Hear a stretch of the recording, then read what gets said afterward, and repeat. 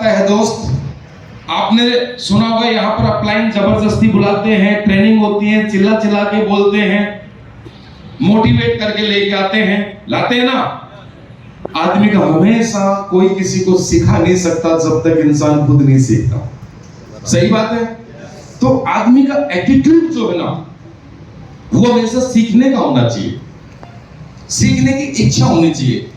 इसके लिए मैं आपको एक छोटा सा एक बात बताता हूं। एक वो थे ना जिसने मतलब क्या सीखा था,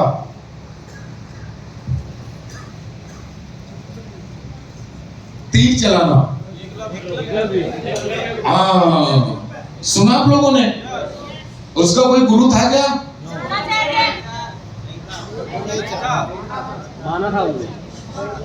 कौन था उनका गुरु? एकलव्य नाम था ना। कौन थे वो? हैं? कौन बताएगा? किसको पता है ये?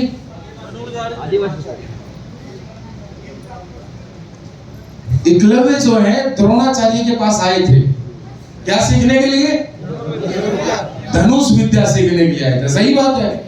और उन्होंने नहीं सिखाई उसको, सिखाने से क्या किया? मना कर दिया।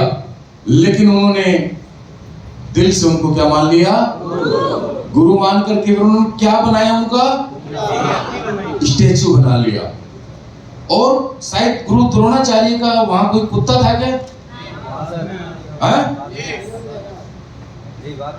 जब वो प्रैक्टिस करते थे तब आया था। वो कुत्ता था, तो उस कुत्ते को उसने कहीं प्रैक्टिस कर रहे थे, बीच में उसने वो आवाज कर रहा था। यानी एकलव्य जो है वो कुछ कर रहे थे, अपनी विद्या जो है उसकी मंथन कर रहे थे वो। उस समय बीच में वो एक कुत्ता आया, उस कुत्ते पे उसने बाण छोड़ दिया। और बाण ऐसा छोड़ा, वो कमान जो क्या बोलते हैं, तीर। समझ में वो गया तो द्रोणाचार्य के पास समझ में आई कि ये तो कोई बहुत बड़ा, हाँ, तो बोले इससे मिलना चाहिए। आया, देखा एकलव्य के पास में, यार ये है। तो उसने पाया कि उसने तो मना कर दिया था, लेकिन उसने देखा कि तेरा गुरु कौन है, तो उसने दिखाया कि ये है। तो उसका गुरु द्रोणाचार्य का वो पुतला बना के उसने वो विद्या ली, मतलब समझ गए। तो उसने शायद उसका अंगूठा कुछ ऐसा मान लिया था, समझ गए।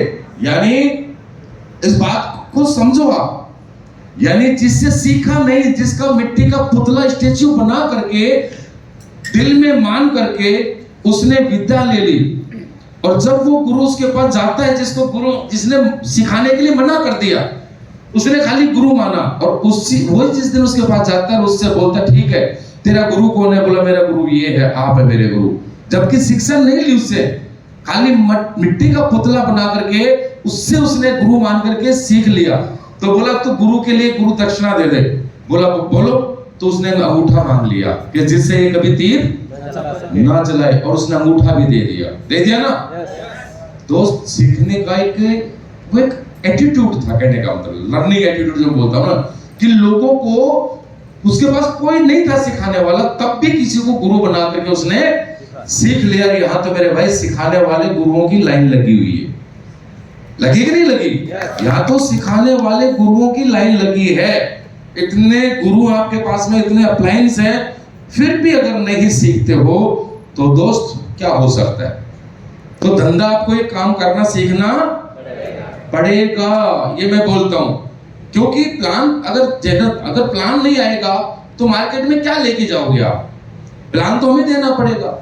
फॉलो करना नहीं आएगा, इन्विटेशन करना नहीं आएगा, उसके बाद में मैं बोल सकता हूं आपको FIM करनी नहीं आएगी, प्रोडक्ट की नॉलेज नहीं रहेगी।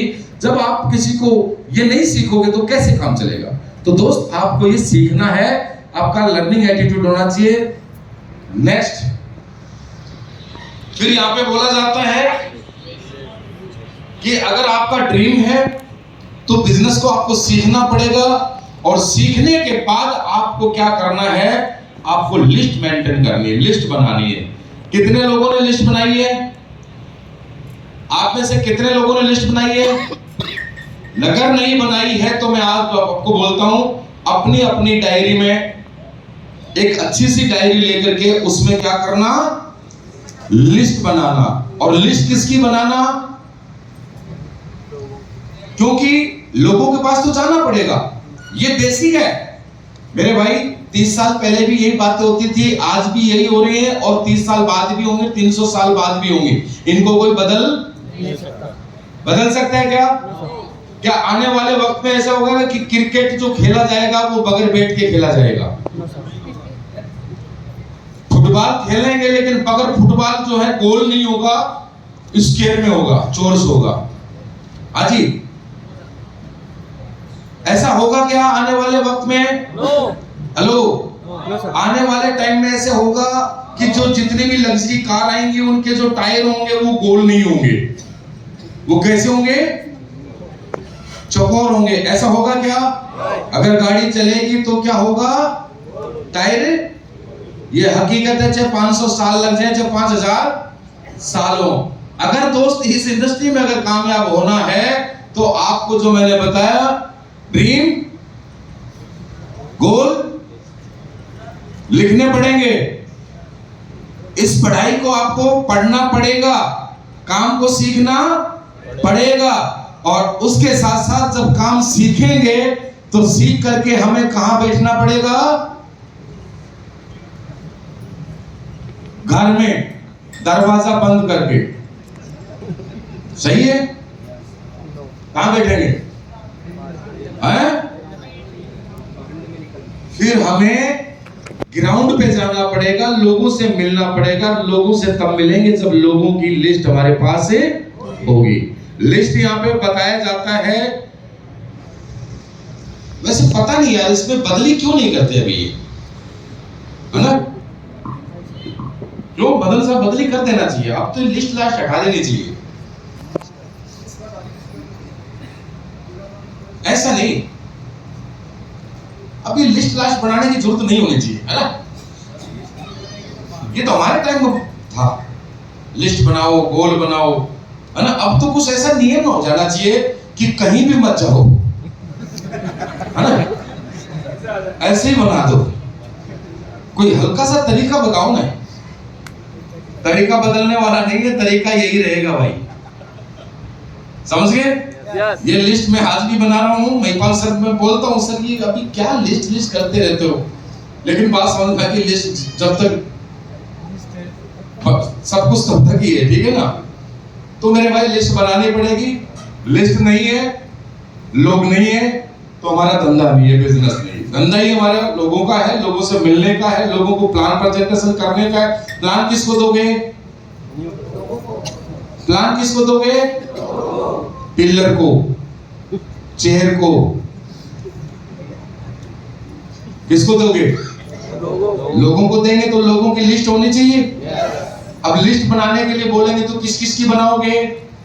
यहाँ पे बताया गया 3 टाइप की लिस्ट बनानी है, क्योंकि आप लिस्ट बनाओगे तभी लोगों से मिलोगे। तो 3 टाइप की लिस्ट है, हॉट लिस्ट, वार्म लिस्ट और हॉट लिस्ट, वार्म लिस्ट और कोल्ड लिस्ट। इसका मतलब समझिए, हॉट लिस्ट कौन सी होती है? रिलेटिव। समझ गए? रिलेटिव होते हैं जैसे जो हमारे खास रिलेटिव, जिनसे हमारा ब्लड का रिलेशन होता है। किसका? जिनसे हमारा खून का रिश्ता होता है, जैसे चाचा, मामा, बुआ, सिस्टर, ऐसा ही है ना? जिनसे हमारा ब्लड का रिलेशन होता है, जो हमारे रिलेटिव होते हैं, वो हमारी हॉट लिस्ट होती है। और एक होती है वार्म लिस्ट, जो हमारे फ्रेंड होते हैं, जिनको हम जानते हैं, वो हमें जानते हैं, जिनसे हमारा ब्लड का रिलेशन नहीं होता। सही है? जिनसे हमारा ब्लड का रिलेशन नहीं होता। हॉट लिस्ट, जिनसे हमारा ब्लड का रिलेशन होता है, खून का रिश्ता होता है, जो हमारे रिलेटिव होते हैं, ठीक है, वो हॉट लिस्ट है। और वार्म लिस्ट वो है जो हमारे फ्रेंड्स होते हैं, जिनको हम जानते हैं, जो हमें जानते हैं, लेकिन उनसे हमारा ब्लड का रिलेशन नहीं होता है। तीसरी होती है कोल्ड लिस्ट, जिसको ना हम जानते हैं ना वो हमें जानते हैं, बस इत्तेफाक से कहीं कहीं मुलाकात होती है और 2 मिनट बात करके और वो हमारी लिस्ट में शामिल हो जाते हैं। समझ गए बात? अब इस बिजनेस में आपको ये 3 टाइप की लिस्ट बनानी पड़ेगी। और यहां पे क्लियर कट बोला है कि आपको देखिए 90% जो रिजल्ट जो मिलेगा ना आपको, कॉन्टेक्ट इमीडिएटली, यानी 90% जो कहीं भी चले जाना हॉट लिस्ट से आने वाला है। किससे आने वाला है? क्योंकि वो हमें जानते हैं, अपने हैं, हम पे भरोसा करते हैं। तो ये तीनों लिस्ट बनानी है, यहां क्लियर लिखा हुआ है। और 90% जो रिजल्ट आएंगे आपको हॉट लिस्ट से आएंगे, जहां लिखा हुआ है कॉन्टैक्ट इमीडिएटली। उसके बाद 60% जो है आपको हॉट लिस्ट, और 10% जो है